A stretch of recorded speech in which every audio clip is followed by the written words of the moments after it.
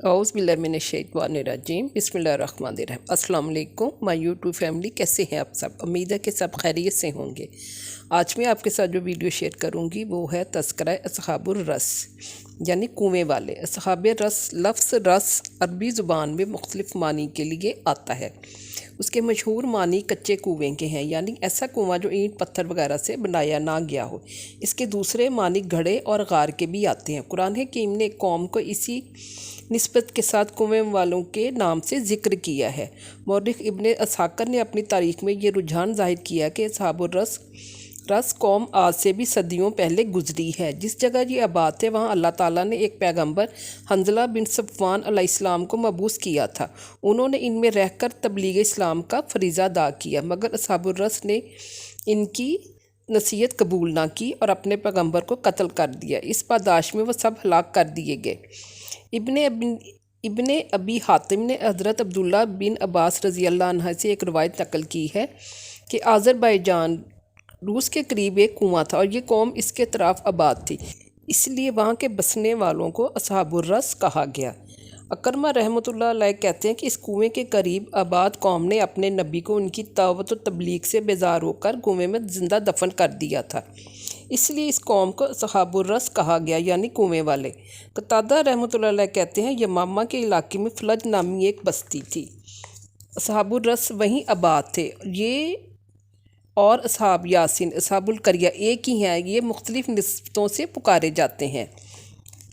अबू बकर बिन हसन नकाश और लामा सहेली कहते हैं अस्हाबुर रस की आबादी में एक बहुत बड़ा कुआं था, जिसके पानी से वो पीने और खेती शराब करने का काम लेते थे।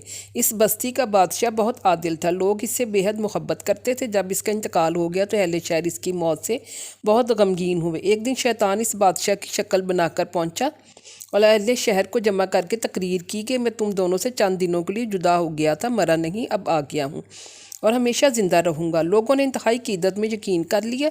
उसकी आमद पर जश्न आम किया। तब शैतान ने उनको हुक्म दिया कि वो मुझसे हमेशा से पसे पर्दा बातें किया करे। चुनाचे उसकी हुक्म की तामील की गई और वह पसे पर्दा बैठकर गुमराही फैलाने लगा। इस वक्त हज़रत हंज़ला बिन सफ़वान को अल्लाह ताला ने पैगंबर बनाकर भेजा। हज़रत इब्ने सफ़वान ने तौहीद की तलीम और शिर्क से इज्तनाब की तलकीन की और बताया कि तुम्हारा बादशाह नहीं है बल्कि पसे पर्दा शैतान है। लोगों को ये बात सख्त नागवार गुजरी। उन्होंने अल्लाह के रसूल को कुएं में बंद कर दिया। इस पादाश में अल्लाह ताला ने इस कौम को एक अजाब से हलाक व बर्बाद कर दिया।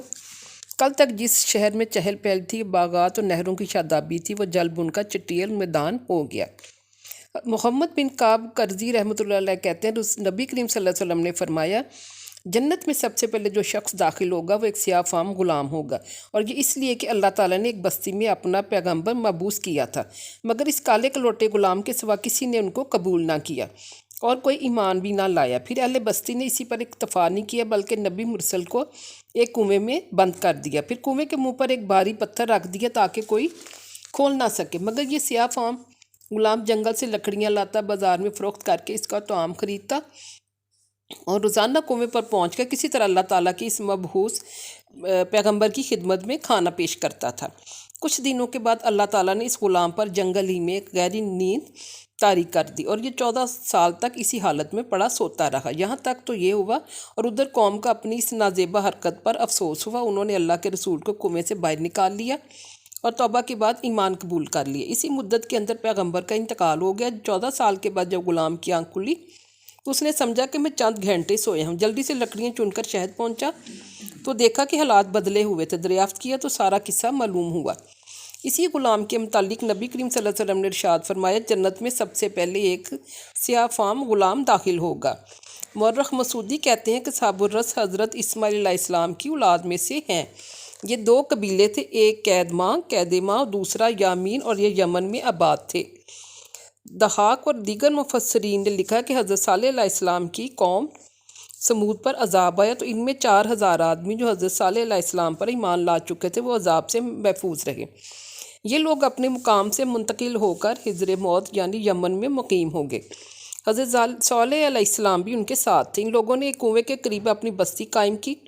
कुछ अरसा बाद हज़रत सालेह अलैहिस्सलाम का इंतकाल हो गया। ये लोग यहीं पड़े रहे। फिर उनकी नस्ल में बुत परस्ती शुरू हो गई। इनकी इस्लाह के लिए अल्लाह ताला ने एक नबी को भेजा जिसको उन्होंने قتل کر دیا۔ پھر اس پر اللہ کا عذاب آیا، ان کا وہ کنواں جن پر ان کی زندگی کا انحصار تھا خشک ہو گیا، عمارتیں ویران ہو گئی۔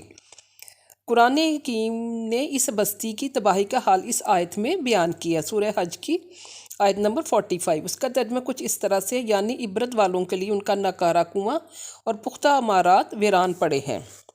قرآن حکیم اور اصحاب الرس۔